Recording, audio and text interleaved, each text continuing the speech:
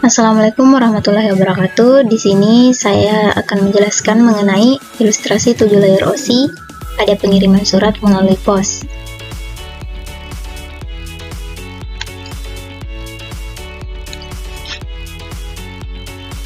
Nah, layar OC adalah sebuah kerangka kerja yang digunakan untuk memahami bagaimana protokol jaringan bekerja dan berinteraksi satu sama lain. Model ini terdiri dari 7 lapisan layer yang masing-masing memiliki fungsi spesifik dalam proses komunikasi data. Nah, berikut ini adalah pengertian dari masing-masing lapisan OC. Nah, untuk physical layer, lapisan ini menangani transmisi sinyal fisik melalui media komunikasi seperti kabel dan sinyal berkabel.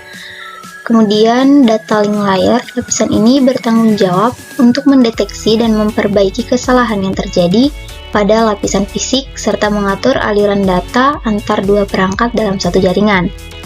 Kemudian yang ketiga yaitu network layer. Lapisan ini berfokus pada pengaturan rute data dan pengelolaan trafik di antara perangkat-perangkat dalam jaringan.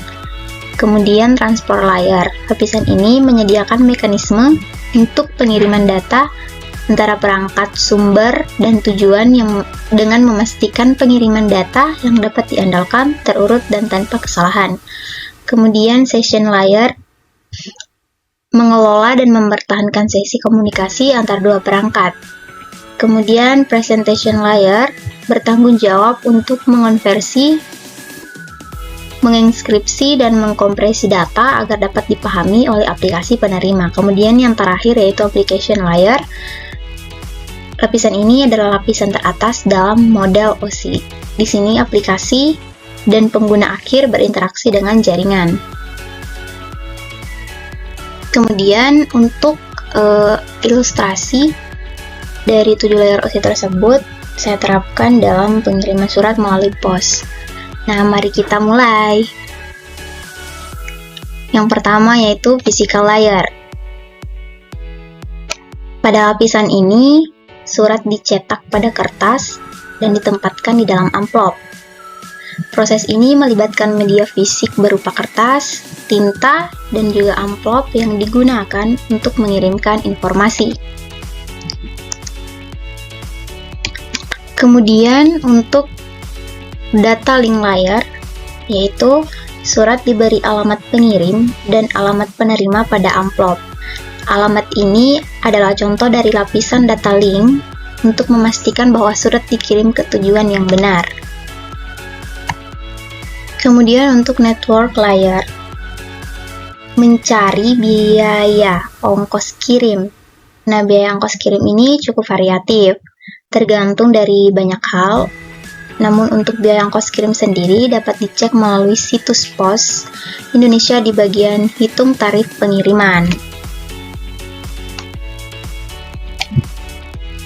Besarnya biaya ongkos kirim tergantung dari beberapa hal seperti jarak pengiriman, berat barang, volume barang, dan juga lama pengiriman.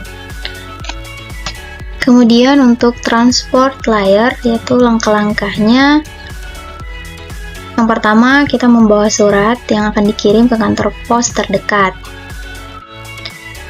Kemudian dari kantor pos tersebut kita menemui petugas bagian administrasi untuk mengambil nomor antrean.